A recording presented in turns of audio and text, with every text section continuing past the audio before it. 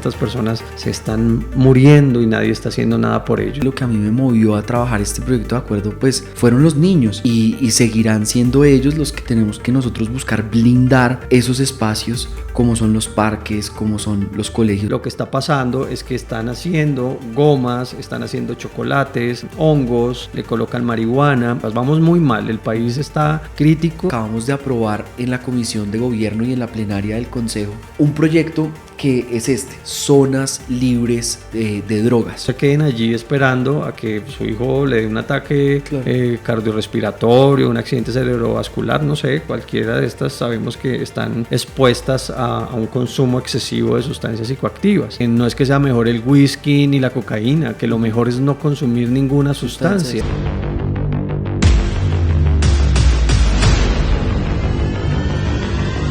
Hola, un saludo muy especial, bienvenidos a En Defensa de. Hoy tengo un invitado súper especial para hablar en defensa de ciudades sin droga. Y hoy me acompaña Andrés Gutiérrez. Andrés es psicólogo clínico, es experto en fenómenos sociales, pero además es director de la Fundación Semillas de Vida, una fundación que ya hace varias décadas hace un trabajo muy importante en nuestro país. Andrés, bienvenido. Andrés, ¿cómo estás? Muchas gracias por la invitación a este espacio y sobre todo con un tema tan importante no solo en nuestro país sino en todo el mundo. De acuerdo, pues muchas gracias a ti por aceptar la invitación. Venimos pues nosotros hablando la importancia de levantar nuestra voz en este espacio para defender lo que creemos con convicción, con compromiso, con coraje. De eso se trata En Defensa de. Y pues quién mejor que tú para hablarnos de lo que nosotros estamos viviendo hoy como país, como sociedad. Lo primero que quisiera preguntarte es, digamos, tú como psicólogo clínico, ¿tú qué ves hoy y cuál es la lectura de lo que crees que está pasando en nuestras ciudades, en nuestro país con el fenómeno de las drogas? Pues definitivamente el panorama actual del país, de la ciudad, es un panorama muy complejo.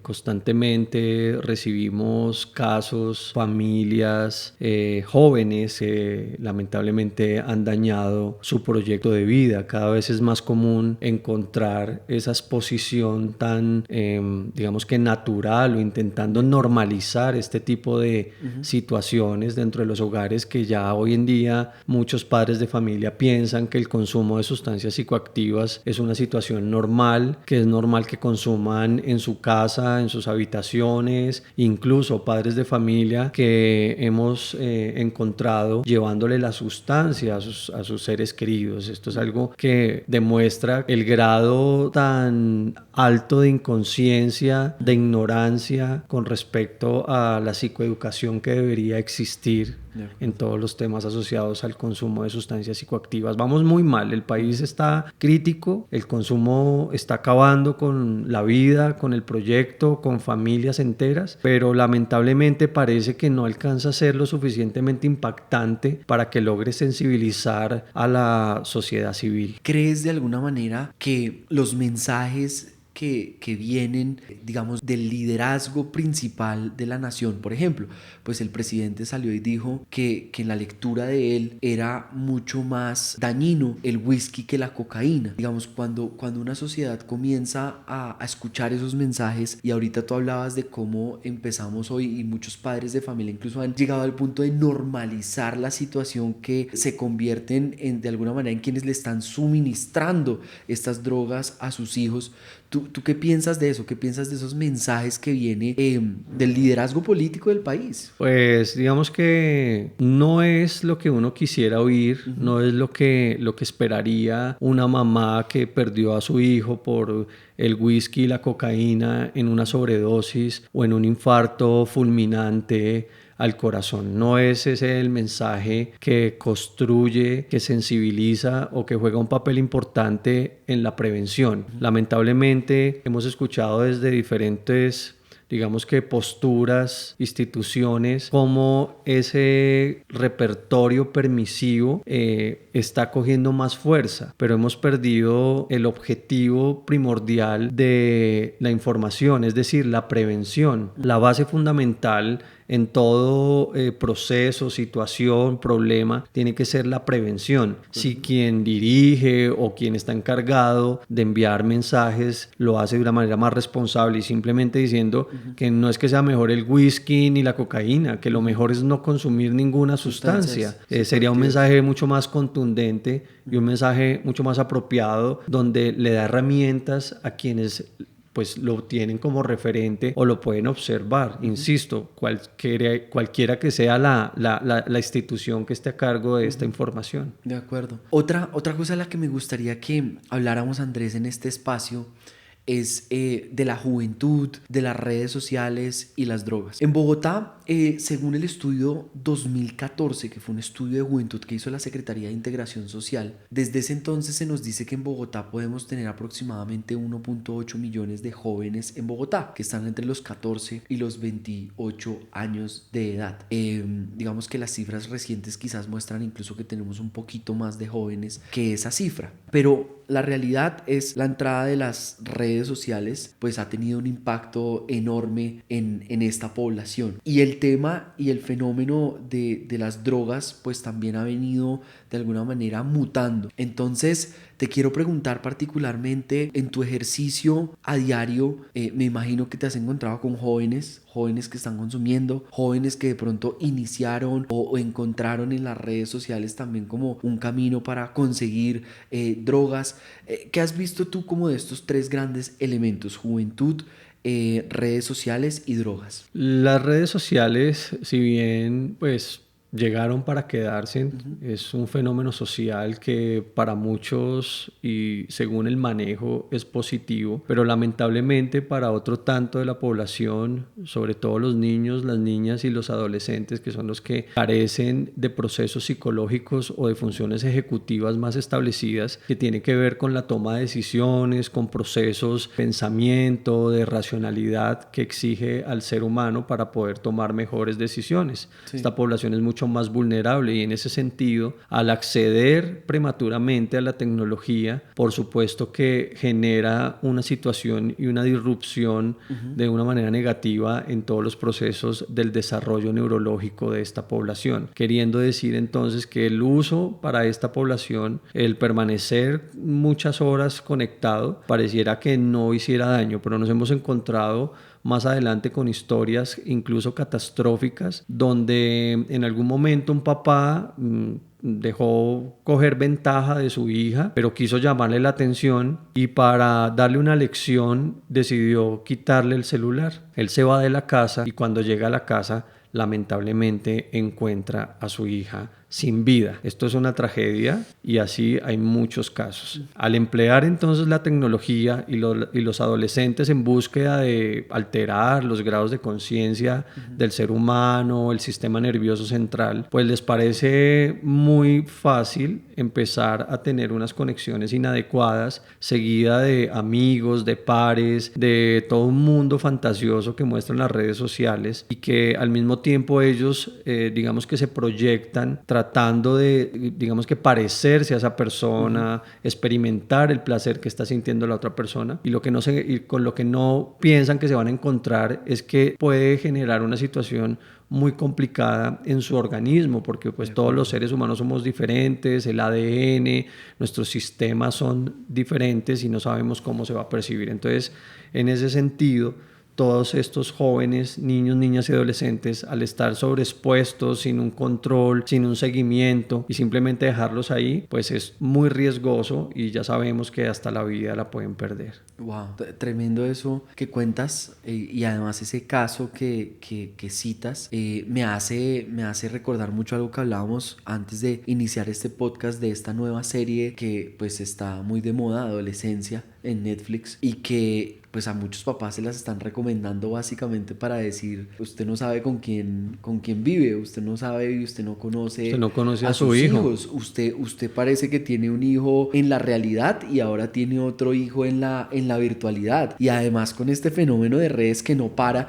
Yo me acuerdo decir hace unos años que uno decía, bueno, uno tenía 2, 3 redes sociales, pero hoy te das cuenta que hay jóvenes que tienen 8, 9, 10 redes sociales que usan además además al tiempo y bueno, evidentemente eso tiene una implicación grande. Pues nosotros hoy tenemos acá un barrilete que te queremos dar y regalar para que te lo puedas comer acá en este podcast. Yes. Pero mientras nos vamos comiendo este barrilete, la idea de que podamos charlar ahorita es, pues esta es una forma como mucha gente hoy está consiguiendo droga en nuestra ciudad. ¿Qué nos puedes, digamos, comentar al respecto? Y pues por supuesto mientras vas disfrutando y yo voy disfrutando de mi barrilete acá en este podcast, ¿cuáles son esas nuevas modalidades que incluso además algo que me parece muy valioso es que debido a tu trabajo tú tienes casos, digamos, de la vida real, de carne y hueso, que además pues te han venido contando como, venga, es que esto es así. A muchos jóvenes les falta es la conversación de pronto con el papá, con la mamá, ¿verdad? Que pues nunca se abrieron, no hubo la confianza, no le cuentan cómo es, pero sí le cuentan todo al psicólogo clínico, cómo fue que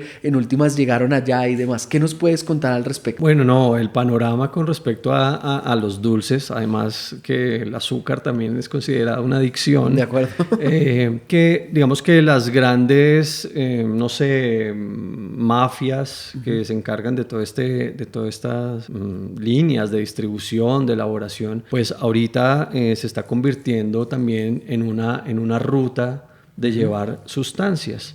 Nos hemos encontrado desde los padres de familia y de nuestros consultantes que por medio de gomas, con marihuana, también alteran todo lo que tiene que ver con sus sistemas. Chocolates. ¿Pero de dónde viene esto? Esto viene como esencia primero de la legalización de los Estados Unidos, y lo decimos claramente porque allí pues sabemos que es legal las drogas, específicamente la marihuana, y estos grupos pues se crearon una industria muy grande, bueno, que mueven miles y millones de dólares, y en ese sentido pues las gomas se volvieron algo muy común. Hay unas que se usan para la ansiedad, pero son totalmente diferentes. Es que aquí hay una confusión que constantemente emerge, y es a partir del CBD, que es un componente también de la marihuana, pero que tiene, digamos que las propiedades medicinales. Sí. Pero hay otro que se llama Delta 9 o el tetrohidrocannabinol, que es el componente activo de la marihuana, que es el que genera esos estados, digamos, tan elevados de placer que están asociados directamente al sistema de recompensa, la dopamina. Entonces, en ese sentido, lo que está pasando es que están haciendo gomas, están haciendo chocolates, le colocan hongos, le colocan marihuana. Incluso hoy en día también, aunque es menos potente, se habla también del Delta 8, que es otra clase de componente de la marihuana, que viene un poco más del cáñamo, pero que también se emplea, también altera, también genera, digamos que una pérdida de conciencia, de control y demás. En ese sentido, entonces, nos llega un caso hace muy poco con una sobredosis. Nos llama mucho la atención porque no habíamos visto algo similar, una sobredosis de gomitas con marihuana y con hongos. Por supuesto que una cantidad muy elevada, son sobre los 500 miligramos. Esto es muy alto para el cuerpo, porque lo que se conoce es que, por ejemplo, 10 miligramos de THC pueden estar bien, suficientes como para hacernos una idea de qué tanto es, pero también se llega a 175 miligramos, y de allí pasar a 500 miligramos, pues es una dosis muy alta. Entonces ellos nos cuentan que usan las redes para conseguir la sustancia, se consigue muy fácil. ¿Te contaron qué redes? Claro, Instagram, Facebook, Snapchat, otras que ni sé cuáles son, ni las conozco, no las uso, pero todas las redes que se conocen, que alguien las pueda conocer, todas se emplean para eso. Canales de Instagram, todo. Es decir, que esa legalización llevó a la creación de una gran industria que ha generado, digamos, sus propios ahora canales de distribución a través de las redes sociales, y hace que, pues, en últimas, la droga esté ahí al alcance de cualquier persona, de cualquier joven, digamos, solo usando su celular. Así es. Lo compran pagando por Nequi.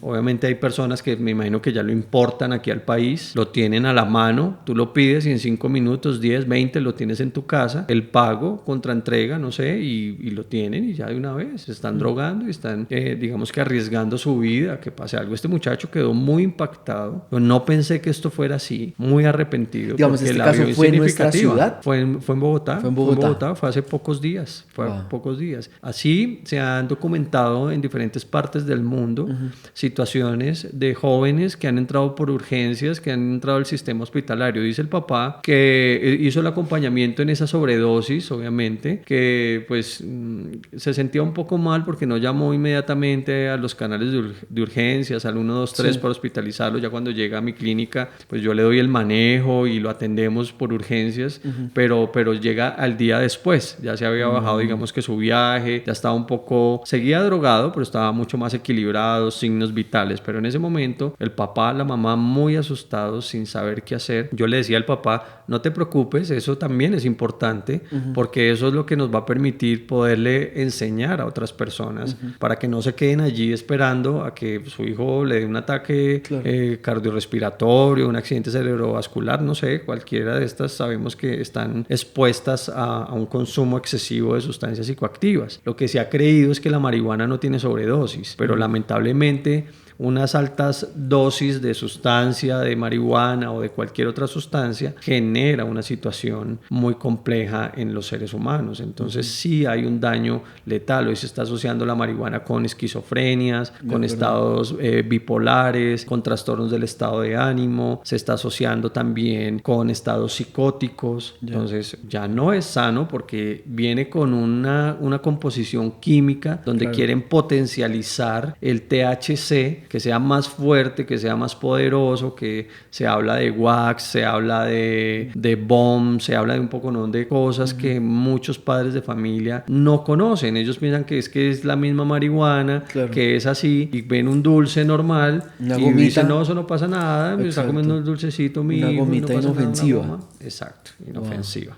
Y estas gomitas, digamos, que has conocido y que uno sabe que se están usando, digamos, por muchos jóvenes acá en Bogotá, obviamente algunas tienen un componente marihuana. Nos contabas también que algunos usaban hongos. ¿Y qué otras, digamos, has conocido por los pacientes que te cuentan? Digamos, ¿hay gomita también de Tusi o no han diseñado eso todavía? No hay gomita de Tusi, pero no demora en salir seguramente, ¿sí? Porque seguro los manejos van a ser mucho más fácil, la distribución, les parece llamativo tener este acceso. Pero lo que sí sabemos es que hay chocolates, que hay galletas, que hay bombombones, que hay cualquier cantidad digamos que de aspectos comestibles que están impregnados y cargados de una dosis muy alta de marihuana y de hongos, que es hasta el momento en ese sentido. Lo que tiene que ver con el Tusi, sí se sigue consumiendo de una manera directa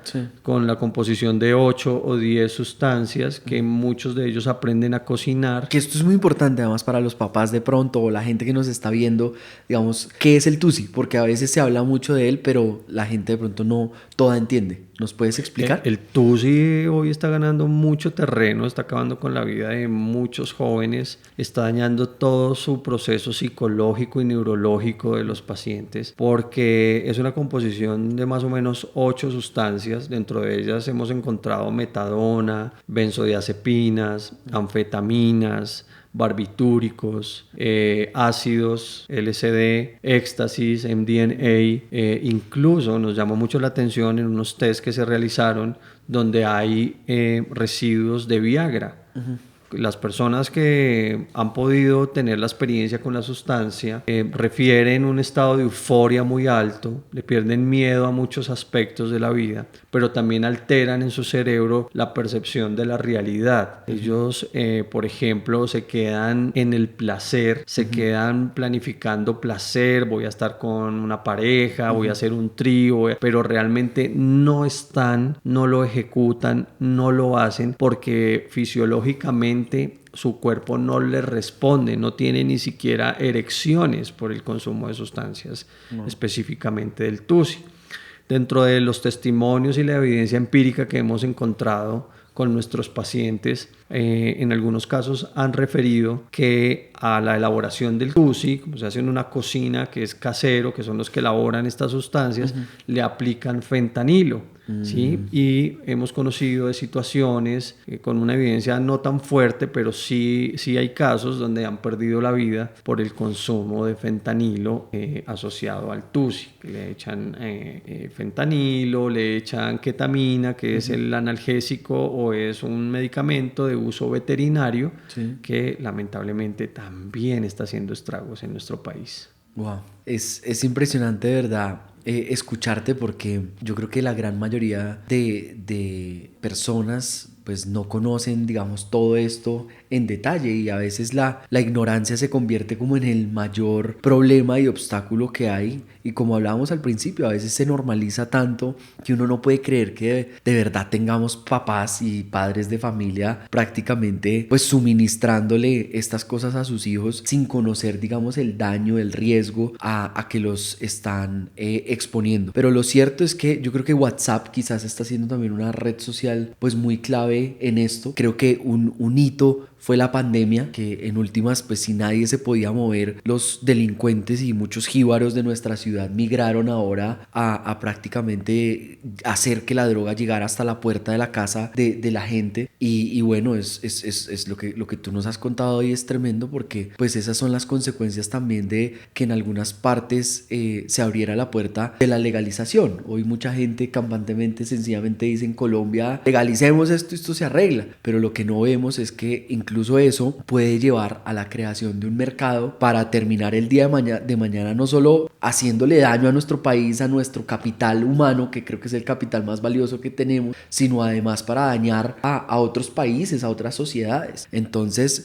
pues agradezco enormemente lo que nos has compartido hoy, Andrés, contarte y me gustaría conocer un poco también tu experiencia ahí. Nosotros en el Consejo de Bogotá acabamos de aprobar en la Comisión de Gobierno y en la plenaria del Consejo un proyecto que es Zonas Libres de Drogas. Este proyecto nace escuchando a muchos papás, escuchando a muchos niños, escuchando incluso personas de la tercera edad que me decían: concejal, nosotros no podemos disfrutar del parque, porque hoy el parque está tomado por los consumidores y por los jíbaros. ¿Y quién los va a ir a sacar allá? Cuando nosotros llegamos al consejo, empezamos a escuchar con expectativa anuncios de la alcaldía Galán. El alcalde dijo: yo voy a sacar una nueva reglamentación para la droga en el espacio público. Pero finalmente pasaron los días y la reglamentación por parte del alcalde nunca llegó. Pero nos dimos cuenta que había una reglamentación ya vigente en Bogotá que venía del año 2019, que es el decreto 825. El decreto 825 lo que hace básicamente es prohibir y no permite el consumo de droga en ciertos escenarios, como parques, entornos escolares,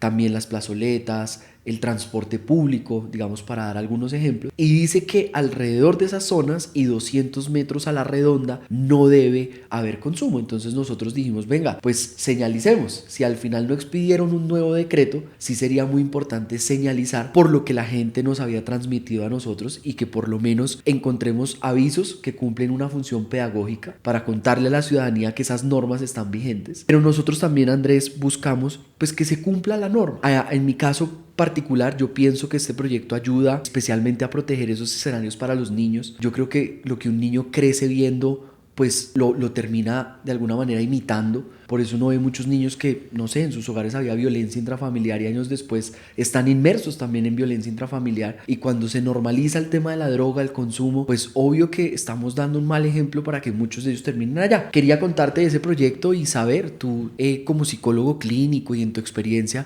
pues ¿qué crees que en estos espacios, además recordando que nuestra Constitución dice que los derechos de los niños son prevalentes, están por encima de los derechos de los demás, siempre los derechos de los niños? ¿Qué opinión te merece? Bueno, lo que uno quisiera escuchar, digamos que tratando de ser empático con las personas que están, digamos que detrás mío, que son padres de familia, son mamás que llegan llorando, que llegan con su vida destrozada por el consumo de sus hijos, pacientes que he visto que llegan casi agonizando por una adicción a diferentes sustancias. Digamos que lo que uno quisiera oír es que no hay, que todos los lugares son prohibidos, que no existiera la sustancia, que no que no quedara ningún espacio, ¿no? Dentro de esa primicia que es el sueño de todos los que somos padres de familia y de los que conocemos de cerca una problemática social tan complicada. Sin embargo, eso es algo que nos llena también de esperanza y de ilusión.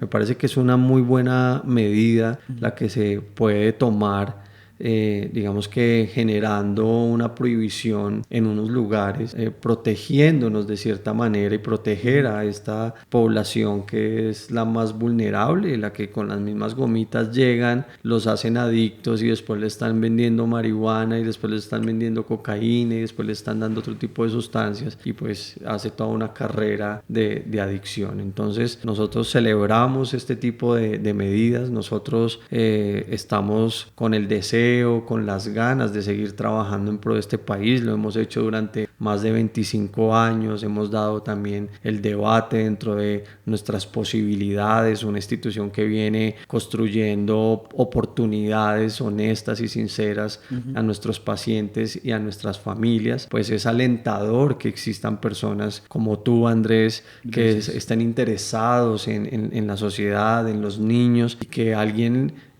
defienda también los derechos de esta población. Las mamás las han dejado a un lado, aquí siempre termina primando el derecho del que lo consume, pero no hay un eje transversal que pueda también poder empoderar a las mamás, a los padres de familia que a veces se quedan sin elementos, que no saben cómo ayudar a sus seres queridos y que no tienen más opción sino ver cómo se destruye, cómo se pudre, cómo le regalan sus hijos a la drogadicción.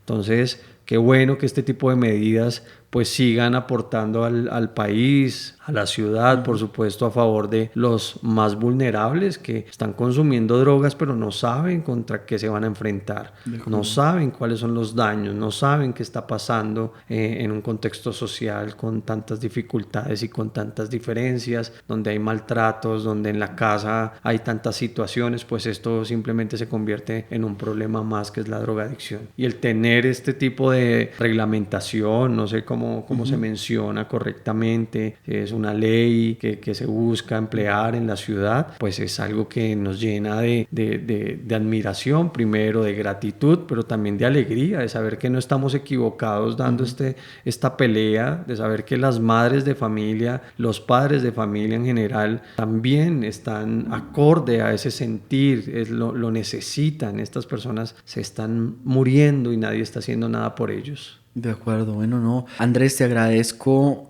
tu tiempo, te agradezco por estar con nosotros en este espacio. El mensaje que nos das ahorita para nosotros pues nos llena de mucha alegría saber que pues vamos por el camino correcto. Bogotá, lamentablemente, de unos años para acá empezamos con un discurso de el derecho de los consumidores, el derecho, la Corte ha dicho, tienen derechos, pero los no consumidores también. Y aquí principalmente lo que a mí me movió a trabajar este proyecto de acuerdo pues fueron los niños y seguirán siendo ellos los que tenemos que nosotros buscar blindar esos espacios como son los parques, como son los colegios. Así que bueno, esto fue en defensa de ciudades sin droga. Queremos no solo Bogotá, queremos que las ciudades de Colombia realmente sean esos escenarios donde haya cero droga en el espacio público, pero también admiro mucho, Andrés, tu trabajo, lo que haces, porque si bien uno como concejal, uno como servidor público, pues uno está ayudando también a lo que pasa en nuestras calles, en nuestros andenes y demás,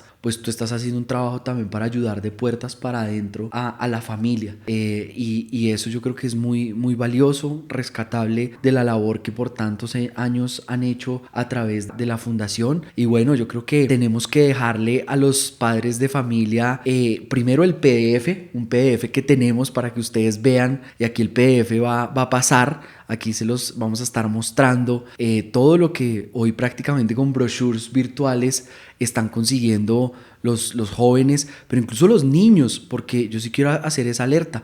En el 2023 teníamos más de 6.000 alertas en los colegios distritales que el consumo iba para arriba, pero un 37% de aumento se dio en la población de los 6 a 11 años. Tuvimos el caso incluso de un menor de 6 años que pues en el colegio, digamos, comprobaron que estaba consumiendo. Entonces, pues eso nos debe a nosotros llamar la atención. El PDF queda acá, pero yo quiero que hoy este podcast lo pueda cerrar Andrés con un mensaje para esos padres de familia que de pronto hoy están, Andrés, viviendo una situación compleja, difícil al interior de sus hogares y que no saben qué hacer. ¿Por qué no les mandas un mensaje? Bueno, digamos que yo les diría a los padres de familia con mucho cariño y mucho respeto por la experiencia y por todo lo que ha estado alrededor de mi trabajo, decirles lo siguiente: los padres de familia se tienen que despertar. Los padres de familia no pueden ir detrás de sus hijos, tienen que ir adelante de sus hijos. Muchos padres de familia lamentablemente tienen una venda en los ojos y no permiten. Me ha pasado donde les advertimos a los padres de familia sobre sus hijos y terminan discutiendo con el equipo clínico, terminan discutiendo con docentes, con profesores, etcétera, y cuando más adelante se dan cuenta, después piden disculpas porque teníamos razón. En ese sentido, llenarlos de motivación, de ánimo, de que sigan trabajando, pero también que sea un mensaje con amor responsable, con un amor que realmente vaya y que genere un acompañamiento, que genere algo positivo en ellos, y es que se quiten la venda de los ojos, que tomen límites, que hagan seguimiento, que requisen a sus seres queridos, que vigilen su celular, que miren con quién están, que pongan normas claras, que también deleguen funciones. Hay padres de familia que le hacen todos los quehaceres a los hijos. Hace poco estaba leyendo un estudio de Harvard, de la Universidad de Harvard, y decía que los niños, niñas y adolescentes que aprendían a ejecutar funciones desde la casa, como tender la cama, como lavar la loza, como hacer este tipo de funciones que para muchos le parece que es insignificante, lograba generar en temas de su autoestima, de habilidades sociales, unas cualidades importantes para más adelante enfrentarse a los retos y a las realidades que tiene la vida. Entonces sería el mensaje bien cariñoso desde Semillas de Vida, pues, para todos. Muy buen mensaje, agradecido contigo. Hay que quitarse esa venda de los ojos, los padres de familia, hay que despertar, como lo decías, y sobre todo también yo creo que formar hijos como yo trato de hacer todos los días con mis hijas, yo creo, con carácter, que sean líderes, que quieran servir a esta sociedad, que no les dé tampoco pena decir que creen en Dios, que aman a Dios, pero sobre todo tú decías una cosa muy importante, y para eso hay que romper con la codependencia, porque sin duda estamos viendo también a veces una generación demasiado consentida, demasiado, dicen, de cristal, ¿no? Que se rompe fácilmente con cualquier cosa. Así que gracias, Andrés, y no me puedo ir sin esta pregunta. ¿Un psicólogo clínico a qué edad recomienda que un niño o que un adolescente tenga celular? Bueno, lo que se recomienda es que sea más allá de los 15 años. Antes de los 15 años, no. Y si se puede postergar lo que más se pueda, va a ser muy importante empezar a dar celulares. Ahora, cuando vaya a dar un celular, yo me siento con mi hijo y le debo decir: este celular es mío, te lo voy a prestar, y vamos a hacer unas normas y vamos a hacer unos horarios, y yo voy a tener el derecho de revisarlo cuando quiera. Y cuando yo hago ese manejo, es un manejo mucho más pedagógico, que le permite también, el momento que el padre de familia quiera revisarlo, no tener una situación complicada con su ser querido. Pues gracias también por ese consejo, Andrés. Esto fue En Defensa de Ciudades Sin Drogas. Seguiremos trabajando por ustedes. Déjenos acá comentarios, también denle click a la campanita para que puedan suscribirse a nuestro canal. Un gran abrazo para todos. Muchas gracias.